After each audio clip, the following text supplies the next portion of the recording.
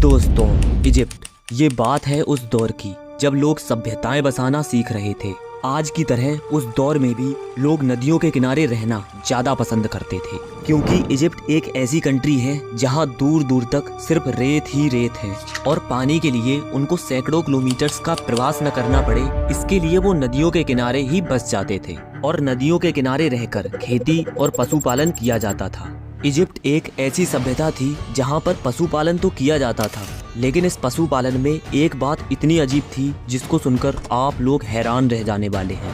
तो hello guys, मैं हूं आपका होस्ट रिवीजन दोस्त।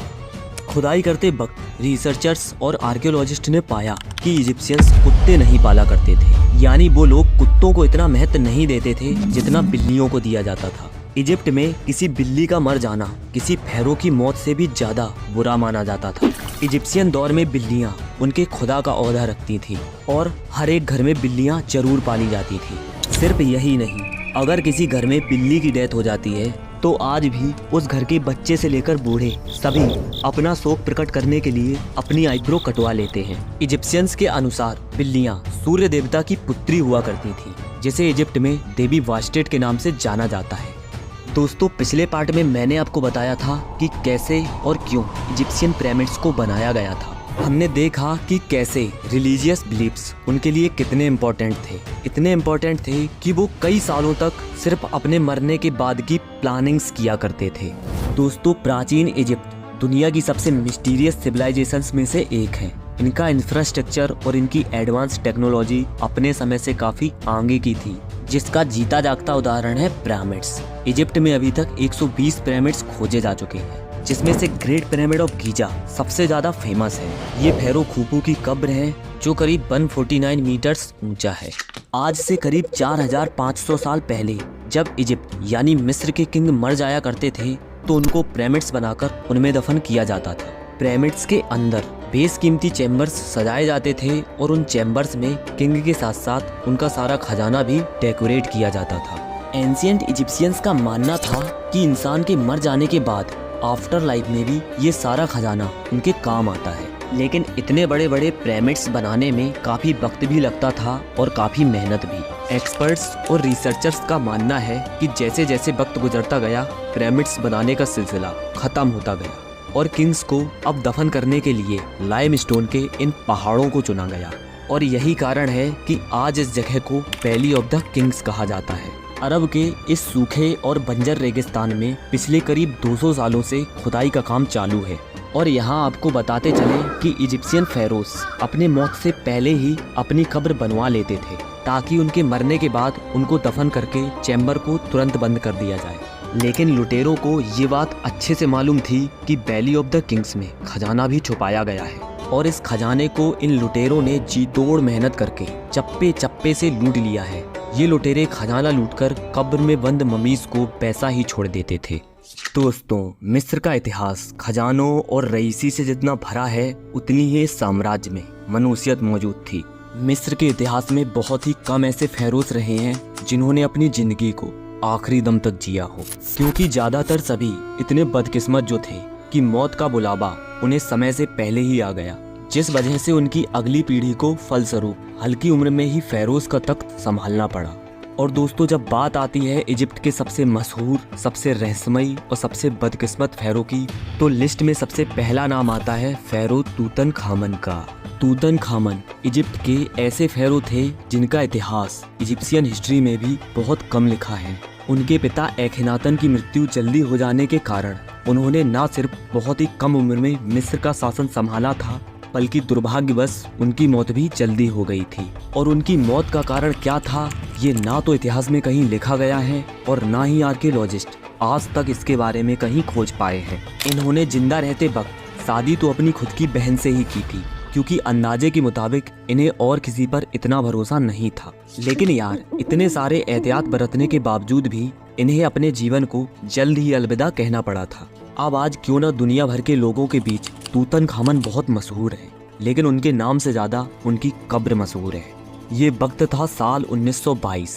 इजिप्ट के रेगिस्तान के बीचों बीच खोजकर्ता किसी ऐसे सोने की चिड़िया की तलाश कर रहे थे जो उनकी तकदीर बदल सके। पिरामिड से संबंधित एक एक कतरा बहुत ही बेशकीमती साबित होता है। ना सिर्फ इसीलिए क्योंकि इसकी ऐतिहासिक वैल्यू होती है, बल्कि इसीलिए भी क्योंकि मिस्र के इतिहास से संबंधित खोजी गई ज्यादातर चीजें बेशकीमती पत्थरों से बनी हुई होती हैं। अब लगभग 1 साल से लगातार चल रही इस खोज में जब सभी इन्वेस्टर्स का पैसा जवाब दे रहा था, तो अंततः 1922 में रिसर्च हेड हॉवर्ड कार्टर को यह संदेश पहुंचाया गया कि उनके पास अब सिर्फ 1 महीना बचा है। अगर इस वक्त में कुछ बेशकीमती मिलता है तो ठीक है, वरना ये सब कुछ उन्हें रोकना पड़ेगा।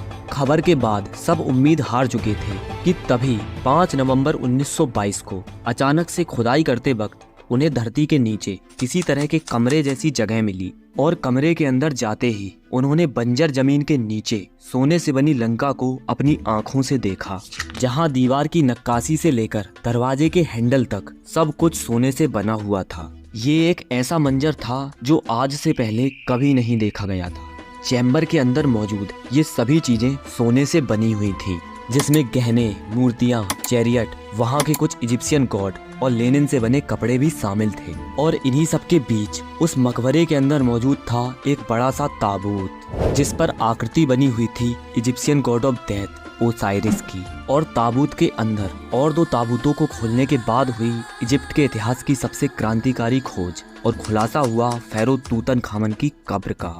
अगर हम इस तमाम खजाने को छोड़ें तो सिर्फ तूतनखामन का कॉफिन कवर ही 90 केजी प्योर गोल्ड से बना हुआ था। हॉवर्ड कार्टर की इस खोज के बाद पूरी दुनिया के आर्कियोलॉजिस्ट अपने सिर पकड़ चुके थे, क्योंकि किंग्स वैली में मिलने वाला शायद ये पहला मकबरा था जो लुटेरों के नज़र से बचा रहा। दोस्तों, आज से हजारों साल पहले एंशिएंट इजिप्ट में जब लोग मर जाया करते थे तो उनको ममीफिकेशन की एक प्रोसेस से गुजरना होता था, जहां उनको केमिकल लगाकर प्रिजर्व कर दिया जाता था ताकि उनकी बॉडी समय के चलते खराब ना हो। ममीफिकेशन की प्रोसेस के बाद फेरो को उनके ओहदे के अनुसार डेकोरेट भी किया जाता था और फिर उनको जमीन में या किसी चैम्बर के अंदर दफन कर दिया जाता था। चैम्बर एक ऐसी जगह होती थी जहां फेरो के ताबूत को बड़े बड़े ग्रेनाइट के पत्थरों से ढक दिया जाता था। चैम्बर की दीवारों पर बहुत ही बारीक चित्रकारी की जाती थी, जहां उनका सारा खजाना रखकर इसे ऊपर से लाइम स्टोन रखकर बंद कर दिया जाता था। दोस्तों, वैली ऑफ द किंग्स में मिलने वाला ये वो टॉम्ब था जो लुटेरों के नज़र से कैसे बचा रहा। ये वो रहस्य था जो रिसर्चर्स और आर्कियोलॉजिस्ट के लिए नए सवाल लेकर आया था। लेकिन दोस्तों, वक्त गुजरता गया और 1939 में 18th डायनेस्टी के किंग तूतनखामन की कब्र तलाश करने वाले हॉवर्ड कार्टर इस दुनिया में नहीं रहे। हॉवर्ड कार्टर के गुजरने के बाद रिसर्च को 2 सालों के लिए डिले कर दिया गया। 2 सालों का ये टाइम पीरियड जब पूरा हुआ तो बहुत से आर्कियोलॉजिस्ट और रिसर्चर्स तूतनखामन के इस मकबरे में दिलचस्पी ले रहे थे। रिसर्चर्स का एक बड़ा जमावड़ा अब रेगिस्तान में उतर चुका था। रिसर्च हेड आलिया इस्माइल और उनकी पूरी टीम कई एडवांस इक्विपमेंट अपने साथ लेकर आए थे। किंग्स वैली को स्कैन करने पर मालूम पड़ा कि हर एक टूम्ब की अपनी टनल बनाई जाती थी, जिसे ऊपर से बंद कर दिया जाता था। दीवारों पर बनी पेंटिंग्स को सॉफ्टवेयर में अपलोड करने पर मालूम पड़ा कि दीवारों पर की गई ये चित्रकारी फेरो को दफनाने के बाद की जाती थी, उससे पहले नहीं। धीरे धीरे करके एक एक राज सामने आ रहे थे। तूतनखामन की मौत तब हुई थी जब वह केवल 19 साल का था। ड्रोन फुटेज से मालूम पड़ा कि तूतनखामन की टूम्ब की एंट्रेंस पहले इस तरह बंद नहीं हुआ करती थी जैसे हॉवर्ड कार्टर ने इसे खोजा था, क्योंकि पत्थरों का इतना ज्यादा मलबा किंग्स वैली में किसी और चैम्बर पर मौजूद नहीं था जितना तूतनखामन की टूम्ब पर मौजूद था, जिस वजह से लुटेरे तूतनखामन की कब्र कभी ढूंढ ही नहीं पाए। लेकिन अब सवाल आता है कि पत्थरों का ये मलबा आया कहाँ से?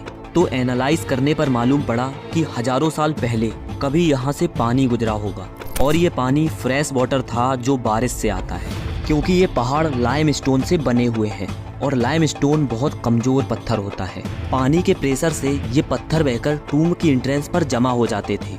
कई बार ये प्रोसेस होने से लाइम स्टोन के इन पत्थरों ने कब्र की एंट्रेंस को ढक लिया था। दोस्तों, इजिप्ट में मिलने वाला ये खजाना वैसे तो प्राइसलेस है। जरा सोच कर देखें कि लगभग 5000 साल पहले उनके पास ये खजाना कहाँ से आया होगा। एंशिएंट इजिप्शियंस ने लाइम स्टोन के इन पहाड़ों को काटकर 27 फीट गहराई में इन चैम्बर्स को कैसे बनाया होगा। इन बिरियल चैम्बर्स में सबसे पहले फेरो को, फिर उनके खजाने को और फिर लास्ट में चैम्बर की एंट्रेंस को पत्थर से लॉक किया जाता था। उम्मीद है आज की इस वीडियो से आपको काफी कुछ सीखने को मिला होगा। तो दोस्तों आज के इस वीडियो में बस इतना ही, और कैसा लगा वीडियो में कमेंट करके ज़रूर बताएं। तो मिलते हैं किसी नेक्स्ट वीडियो में, तब तक के लिए जय हिंद।